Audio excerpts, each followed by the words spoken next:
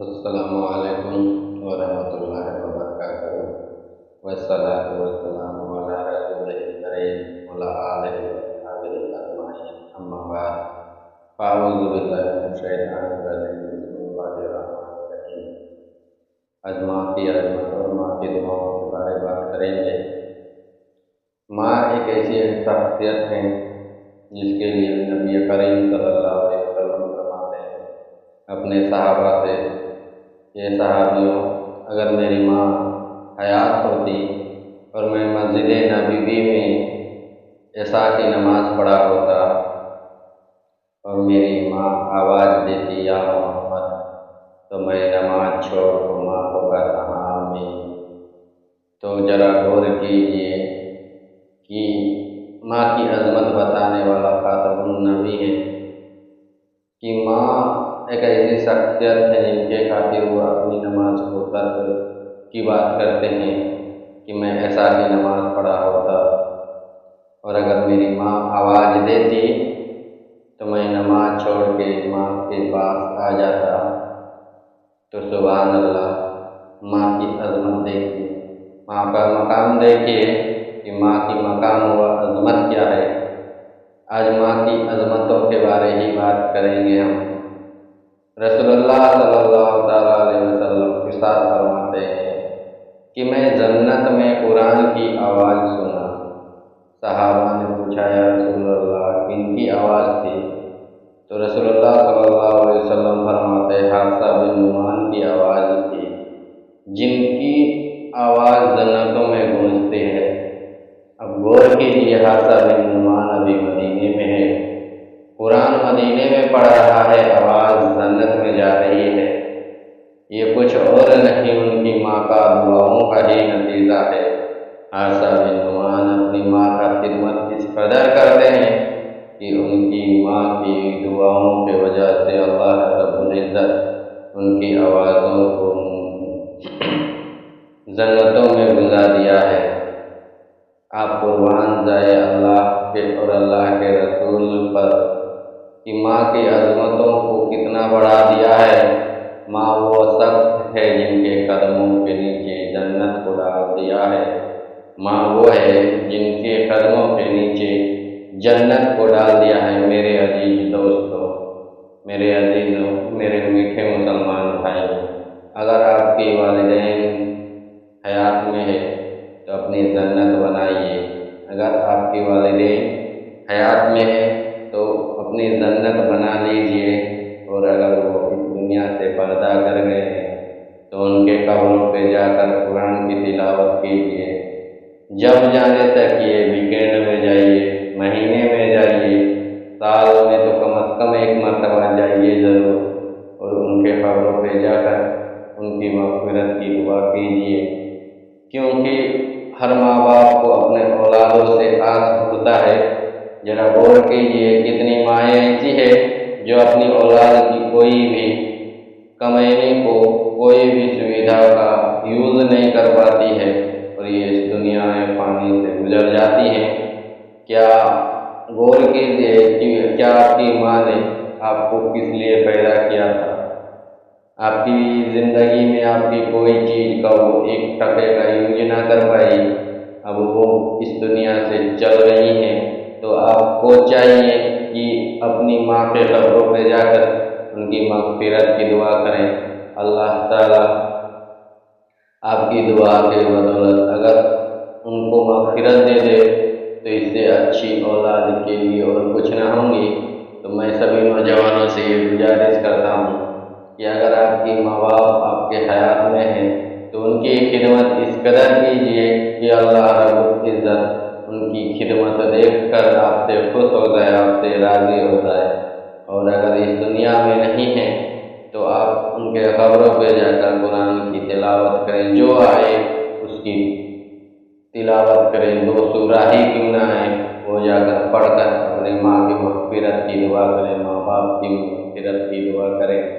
میرے عزیزوں، اللہ رب العزت جب کل قیامت میں سب جنتی جنت میں جائیں گے، تب جہنمی جہنم میں جائیں گے، تب اللہ پیچھے سے آواز دے گا، آویش ذرا رک جاؤ۔ آویس پلٹ کے دیکھیں گے، یا اللہ اب کیا ہو گیا، مجھے کیوں روک رہے ہو؟ آویس سے کہا جائے گا، آویس دیکھو آج ایک طرف جہنمی کے قطاروں کے قطار لوگ ہیں، آج تم اشارہ کرتے جاؤ اپنی انگلیوں کا اور ہم تمہاری توفیل سب کو آج جنت میں داخل کر دیں گے۔ تو اویس کون ہے؟ اویس وہ ہے جن کے لیے نبی صلی اللہ علیہ وسلم نے مولا علی اور عمر فاروق سے فرمایا کہ اگر اویس مل جائے تو ان کو کہنا کہ دعا کرے۔ اویس کون ہے؟ کوئی صحابی تو نہیں ہے۔ اویس کون ہے؟ کوئی شہید تو نہیں ہے۔ اویس کون ہے؟ کوئی نبی تو نہیں ہے۔ وہ ایک معمولی سے ہیں، لیکن انہوں نے ماں کی خدمت اس قدر کی ہے کہ اللہ تعالیٰ نے ان کا درجہ اتنا بلند کر دیا ہے کہ اویس سے کہا جائے گا کہ اویس آج تم انگلیوں کا اشارہ کرو اور تمہاری توفیل آج سب جہنمیوں کو جنت میں ڈال دوں گا۔ تو ذرا غور کیجیے کہ اویس کا مرتبہ کیا ہوا سے کیا ہو گیا۔ وہ ماں کی دعاؤں کا ہی بدولت ہے کہ اویس کو زمینوں سے اٹھا کے آسمانوں تک پہنچا دیا۔ تو میرے عزیزوں، ماں باپ کی خدمت کیجیے، ماں کی قدر کیجیے۔ ماں ایک ایسی شخصیت ہے کہ 70 ولی ایک طرف، اللہ کے دوست ولی ایک طرف بیٹھ کے اگر تمہارے حق میں بد دعا کرے اور ایک طرف تیری ماں گندی مٹلی ہاتھوں میں گوبر لگے، اگر تمہارے حق کے لیے اللہ کی بارگاہ میں دعا کرے تو اللہ رب العزت 70 ولیوں کی ڈال دیتا ہے، ایک گندی مہندی ماں کی نہیں ڈالتا میرے عزیزوں، ایک ماں کی سن لیتا ہے۔ تم ایک ماں کی خدمت کرو، کیونکہ اللہ رب العزت نے کسی کے قدموں کے نیچے جنت نہیں ڈالا۔ ایک ماں ہی ایک ایسی شخصیت ہے جس کی قدموں کے نیچے اللہ تعالیٰ نے جنت کو ڈال دیا ہے۔ میرے عزیز، جب اللہ ماں کو بنایا تو ان کے قدموں کے نیچے جنت کو ڈال دیا، تو ماں کی خدمت اس قدر کرو کہ جیتے جی یہ یقین ہو جائے کہ میں نے ماں کی خدمت کیا ہے، اس قدر کیا ہے کہ اللہ تعالیٰ بھی خوش ہو جائے گا، ماں بھی خوش ہو جائے گی۔ اسی لیے میرے عزیزوں، ماں کی خدمت خوب سے خوب کرو، اتنا کرو یہ دنیا، یہ فانی، یہ رنگینیاں کو چھوڑ دو، اپنی ماں کو وقت دو۔ ماں کے پاس جتنا وقت بتاؤ گے کل قیامت میں وہ تمہاری نجات کا ذریعہ رہے گا۔ اپنی بیویوں کو بھی ٹائم دو، اپنے اولادوں کو بھی ٹائم دو، لیکن کم سے کم ماں کے لیے اتنا ٹائم نکالو کہ ماں کی خدمت کر سکو، ماں کی ضرورتوں کو پورا کر سکو، ماں کے پاس کچھ وقت بیٹھو۔ ماں باپ ایک ایسی شخصیت ہے کہ نبی صلی اللہ علیہ وسلم فرماتے ہیں کہ صبح صبح تم اگر ماں باپ کو ایک جھلک جا کے صرف دیکھ لو، کچھ کہو نہ سلام کیا نہ کچھ حال پوچھا، صرف ایک بار جا کے جھانک کے دیکھ لیا ماں باپ کو، تو اللہ تعالیٰ تمہیں ایک مقبول حج کا ثواب دے گا۔ سبحان اللہ، ویسا حج جو قبول ہو گیا ہو۔ کتنے حاجی حج کو جاتے ہیں، ان کی حج قبول ہوتی ہے کہ نہیں ہوتی ہے وہ تو اللہ رب العزت ہی کو پتہ ہے، لیکن اگر تم نے اس دنیا میں اپنے ماں باپ کو محض ایک مرتبہ جھانک کے دیکھ لیا تو اللہ تعالیٰ تم کو ایک مقبول حج کا ثواب دے گا۔ تو ذرا غور کیجیے مسلمانوں، آپ کو تو دن بھر میں کتنی مرتبہ ماں باپ کے چہرے کی زیادت نصیب ہوتی ہے؟ تو ماں باپ کا چہرہ خوشی سے دیکھو، مسکرا کے دیکھو، اللہ تعالیٰ ماں باپ کا چہرہ دیکھنے میں بھی آپ کو ثواب عطا فرماتا ہے۔ سبحان اللہ۔ اور ایک مرتبہ کی بات بتاتا چلوں کہ موسیٰ علیہ السلام کوہ طور پہ جا رہے تھے اللہ سے ہم کلام کرنے، تو اللہ رب العزت فرماتا ہے موسیٰ ذرا سنبھل کے آؤ، اس پتھروں میں کہیں تم گر نہ جانا، کیونکہ تمہیں بچانے والی تمہاری ماں اب اس دنیا میں نہیں رہی ہے۔ اب بتائیے، ذرا غور کیجیے، کہنے والا میرا اللہ ہے اور کس سے کہہ رہا ہے؟ وہ اپنے موسیٰ سے کہہ رہا ہے جو پیغمبر ہیں، ہم تو ایک عام انسان ہیں، کہنے करने वाला अल्लाह है। और किसको कह रहा है? पैगंबर को कह रहा है कि अब मूसा तुम संभल के आओ कि तुम्हें बचाने वाली तुम्हारी माँ अब इस दुनिया में नहीं है। तो जरा गौर कीजिए कि हम कहाँ हैं और हम क्या कर रहे हैं। हम अभी जब मेरी माँ जिंदा है हम उनकी कदर नहीं करते हैं। क्या आपको पता नहीं है कि माँ की कदर करोगे तो अल्लाह रब्बुल इज़्ज़त इस दुनिया में भी कामयाबी देगी और आखिरत में भी कामयाबी देगी। लेकिन मेरे अजीजों, इस दुनिया की रंगीनियों में मशगूल ना हो जाओ, माँ की खिदमत करो। फिर मूसा अलैहिस्सलाम अल्लाह ताला से फरमाते हैं, या अल्लाह मेरा आखिरत में मेरा यार कौन होगा, मेरा जोड़ीदार कौन होगा? अल्लाह ताला कहता है कि फलां जगह उस नदी के किनारे एक बस्ती है, वहाँ पे एक कसाई है, वो तेरा साथी होगा। अल्लाह से मूसा अलैहिस्सलाम वहाँ का पता लेते हैं, फिर चलते हैं, जाके देखते हैं एक कसाई पालती मार कर बैठा हुआ है, गोश्त बेच रहा है। मूसा अलैहिस्सलाम दिन भर बैठे रहे, देखते रहे। फिर जब शाम होती है मूसा अलैहिस्सलाम कहते हैं, ए मेरे यार, मैं एक मुसाफिर हूँ, क्या मुझे रात भर रुकने का मौका मिलेगा, कहीं जगह मिलेगी? तो वो कहते हैं कि ठीक है, चलिए आज। मूसा अलैहिस्सलाम उस इंसान के साथ रात बिताने के लिए, देखने के लिए कि आखिर इसका अमाल क्या है कि ये मेरा साथी होगा जन्नत में, तो वो साथ चल लेते हैं। जब जाते हैं, वो आदमी जाता है, घर पे पहुंचता है, मूसा अलैहिस्सलाम को एक बिछौना देता है, कहता है कि आप यहीं पे रुक जाइए, मैं कुछ सब्जियां और रोटियां पका लेता हूँ। वो गोश्त को बनाता है, रोटियां बनाता है, मूसा अलैहिस्सलाम को खाने को देता है। मूसा अलैहिस्सलाम कहते हैं, क्या तुम नहीं खाओगे? बोला, नहीं, मैं अभी बाद में खाऊंगा, मेरी माँ है, मैं पहले उसे खिला लूँ, फिर मैं खाऊंगा। मूसा अलैहिस्सलाम कहते हैं, चलो ठीक है।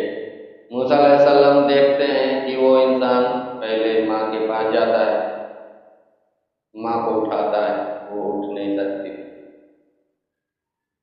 अपने मुंह में रोटियों को चबाता है, फिर माँ को खिलाता है। जब माँ का पेट भर गया तो वो उठता है, माँ को सुलाता है, एक बगल में दिया जल रहा था उसे बुझाता है, फिर कहता, माँ अब मैं चलूँ? तो बोला, ठीक है बेटा, और जाओ के खाना।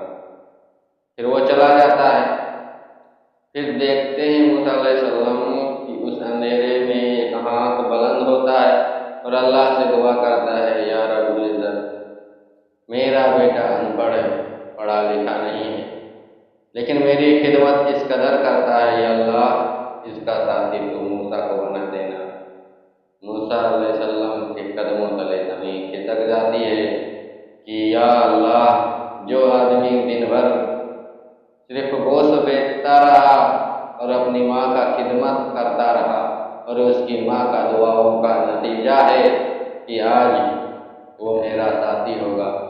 सुभान अल्लाह। सुनिए मेरे अजीजों, जरा गौर कीजिए, माँ की खिदमत कीजिए, इतना कीजिए, ऐसा ना कीजिए कि फलां भाई करेगा, ऐसा करके नहीं कीजिए।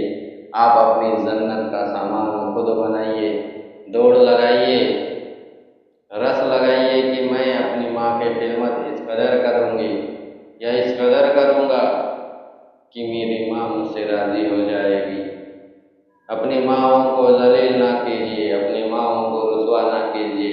माँ बहुत अजमत वाली चीज़ है मेरे अजीजों। अगर माँ इस दुनिया में है तो उनकी कदर कीजिए, और अगर इस माँ इस दुनिया से गुजर चुकी हैं तो उनके कब्रों में जाकर उनकी मग़फ़िरत की दुआ कीजिए, क्योंकि माँ एक ऐसी है कि मौला अली फरमाते हैं कि जिस नदी में अगर पानी सूख जाए तो नमी बरकरार रहती है, अगर माँ इस दुनिया से भी चली जाए तो भी माँ की दुआओं का नतीजा है कि वो मुझ पर कुछ न कुछ एहसान करते रहती हैं।